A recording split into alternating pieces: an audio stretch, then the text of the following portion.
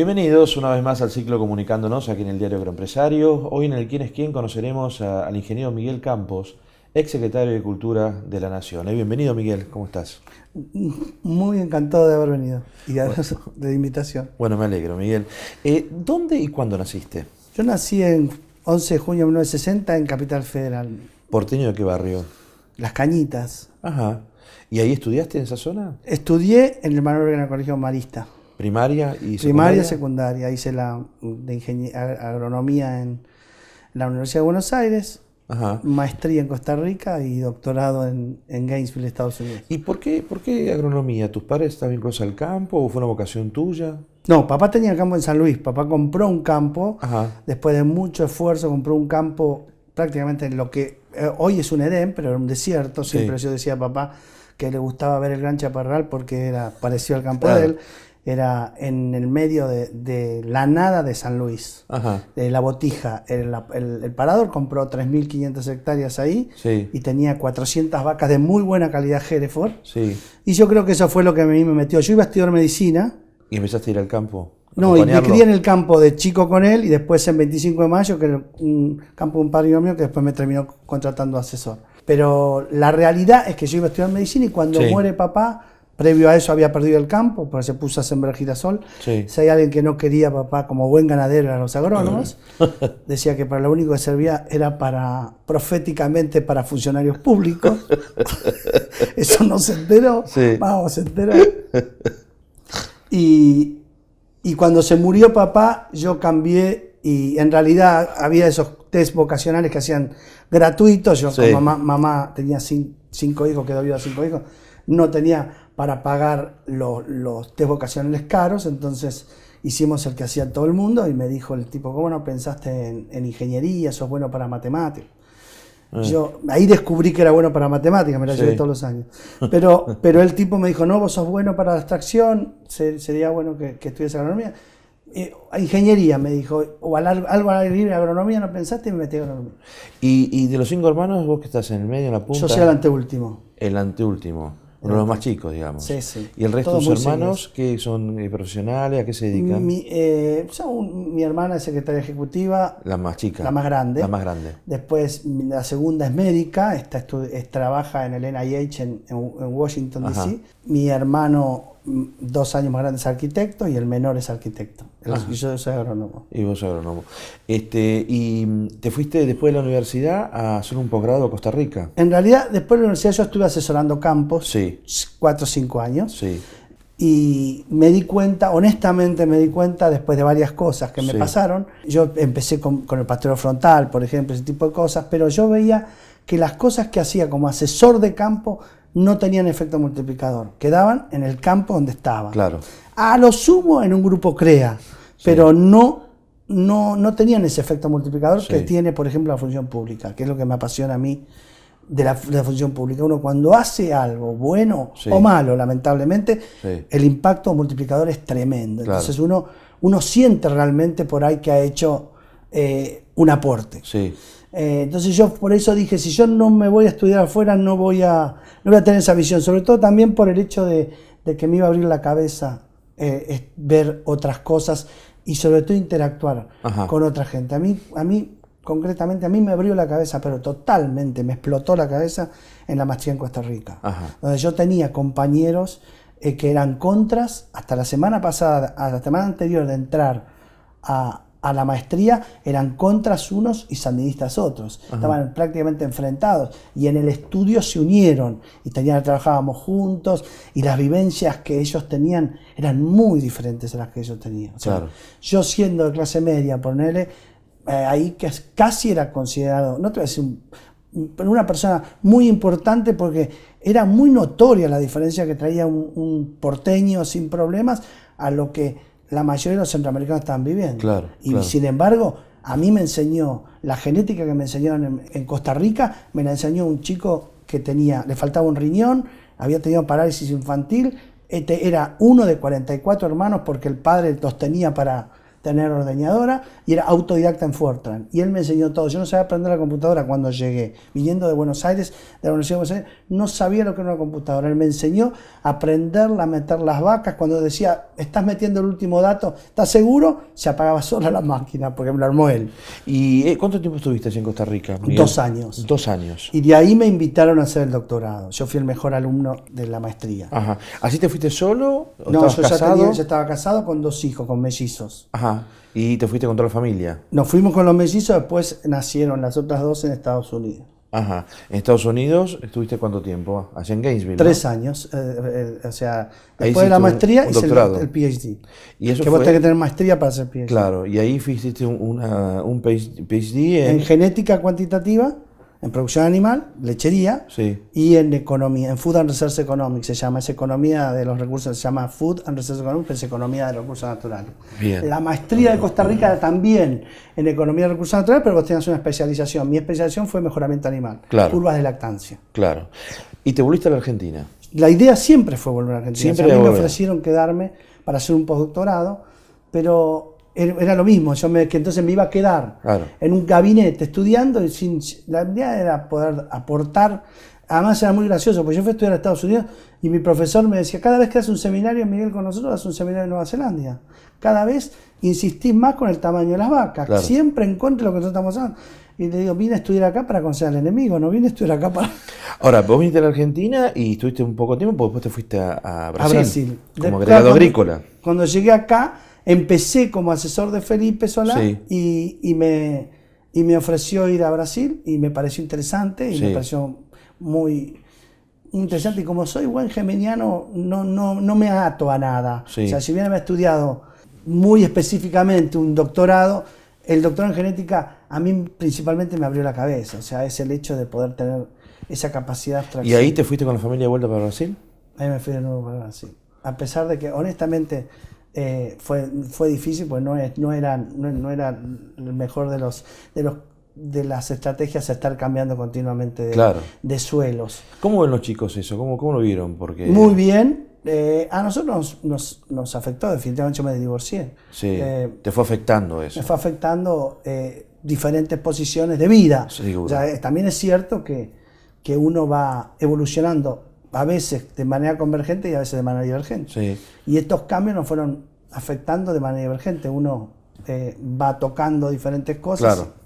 Y los chicos estudiaron allí en Brasil, hicieron parte de la educación La primaria. mayoría, los más grandes, que hoy tienen 30 años, lo hicieron en Brasil. Después vinieron acá y terminaron el último año en el BITS, Claro. en Pilar. Sofía y Martina, que tienen hoy 25 y 20, hicieron prácticamente toda la secundaria y Martina casi todo el colegio en el BITS. Acá en Fueron Argentina. 10 años que estuvimos acá. ¿Te volviste de Brasil después de estar cuánto tiempo, Miguel? 8 años. 8 años. Claro, un buen tiempo. 8 ¿no? años donde me tocó negociar principalmente un tema que nosotros recuperamos el mercado de trigo. Claro.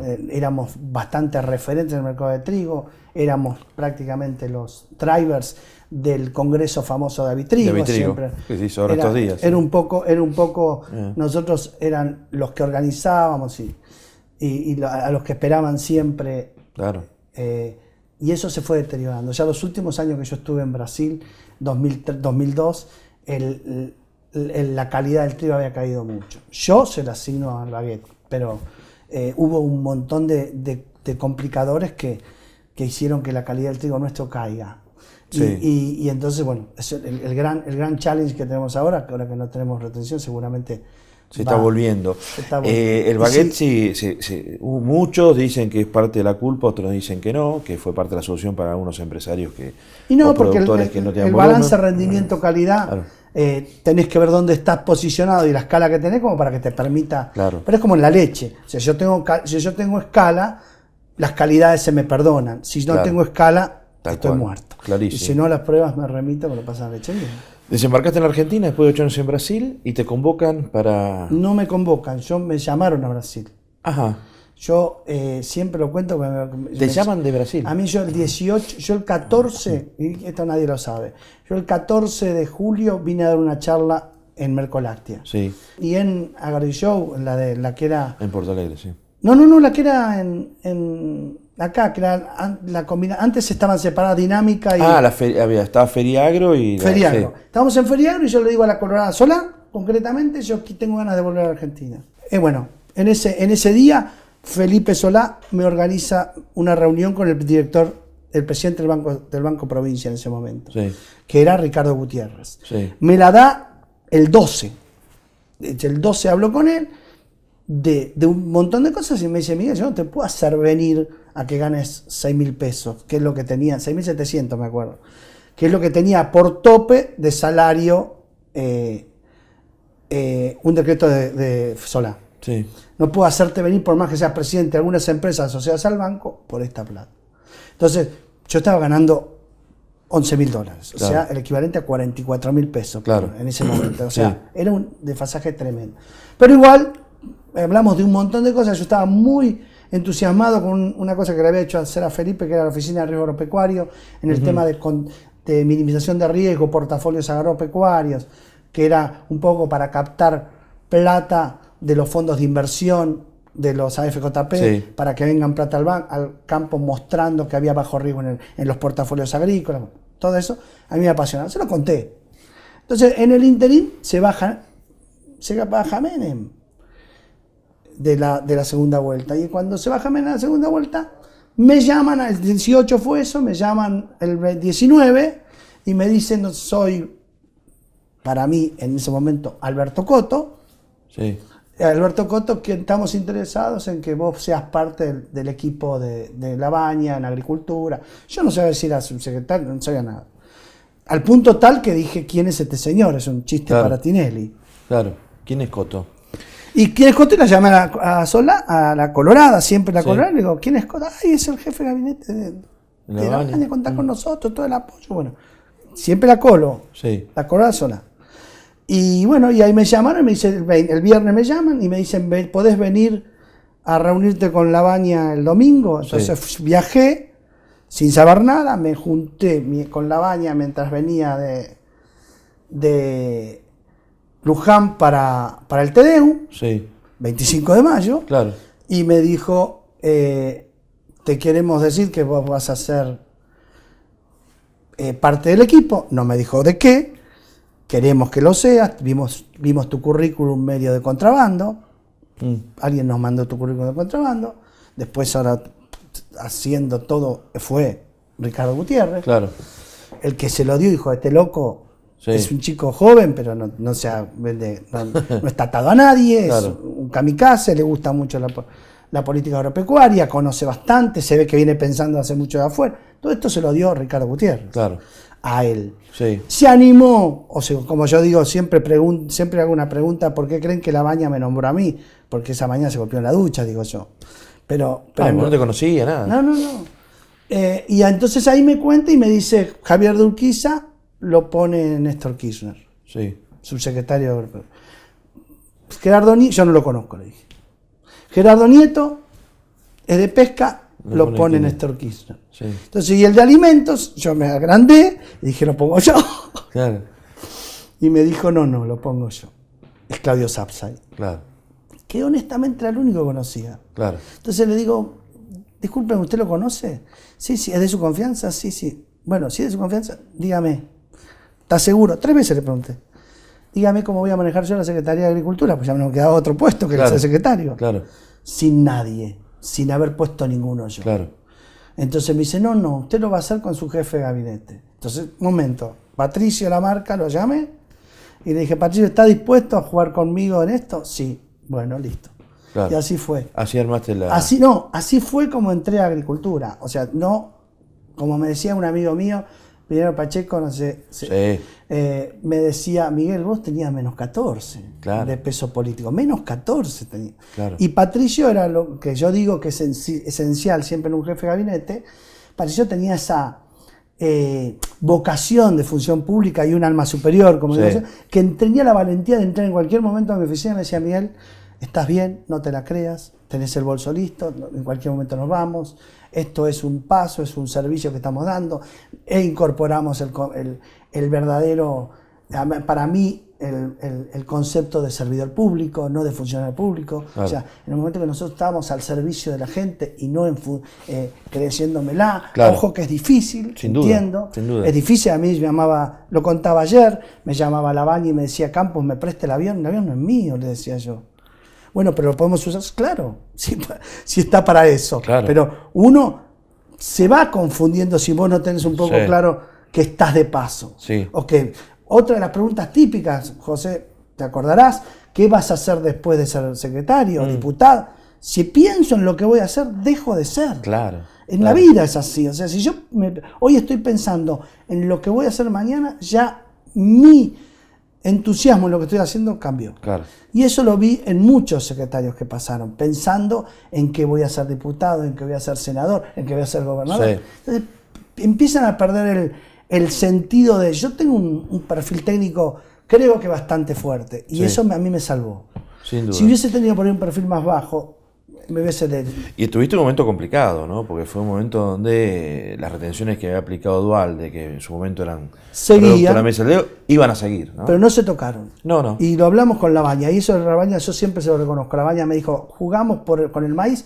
Le digo, en el momento que toquemos la retención para abajo, para arriba, es variable de ajuste y se va a armar. Claro. No, yo me fui en febrero de 2007. De febrero de 2007 a la 125 subieron 3 veces la de soja. Claro. Y la de girasol. Entonces, era mucho mejor la de 20%, ojo, sin valores tampoco tan altos en el mercado internacional. Fueron 4 años, no mérito nuestro, 4 años de excelente renta en el campo. Amigos míos que trabajaban conmigo, asesores ad honorem, honestamente, los que me ayudaron con la cuota Hilton para productores, que yo siempre lo digo, Patricio Herrán y Lucas Lennon, ad honorem, hacían la cuota Hilton para productores. Me decía, Miguel, el campo está dejando 40% en dólares. Miguel, perdón si me desvío pasión, no, pues sos un apasionado y eso está bueno. Además del campo, además de pensar el negocio agropecuario, ¿sos un tipo lector? ¿Te gusta la lectura? Sí, soy lector y soy escritor. ¿Sos escritor? Hago poesías y cantos. Ajá. Canciones. ¿De qué tipo? De todo. Folclóricas, baladas, románticas. No, a mí me sale naturalmente el folclore, porque tengo una tradición folclórica muy pesada y mi profesor de canto me dice, Miguel, vos tenés para naturaleza, te sale naturalmente el folclore porque lo tenés en el alma. Claro. Pero hago poesías que después opté de empezar a transformarse en canciones y la verdad que me salen más lindas melódicas. ¿Y le dedicás un rato o surge así? No, me surge y me pongo. Acabo de escribir 2 canciones para mis 2 hijos, cumplieron 30 años, hice una cada uno. Ajá. Obviamente que por el apuro uso al principio músicas conocidas, después voy adaptando a que quede con músicas nuevas. ¿Qué hacen tus hijos? ¿Algunos siguen agronomía? No. No. Uno es ingeniero civil, sí. El de 30. Sí. Felipe es músico, está en Estados Unidos, hizo Berkeley. Ajá. Un día dijo, papá, no soy feliz, tenía 24 años, y le dije, ¿qué estás esperando? No, que yo quiero hacer música. Y bueno, andate. Claro.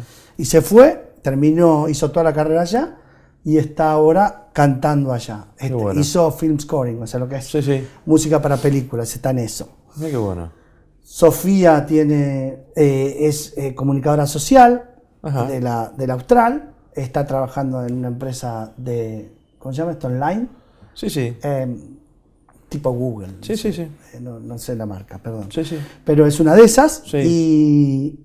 Y mi hija menor es actriz.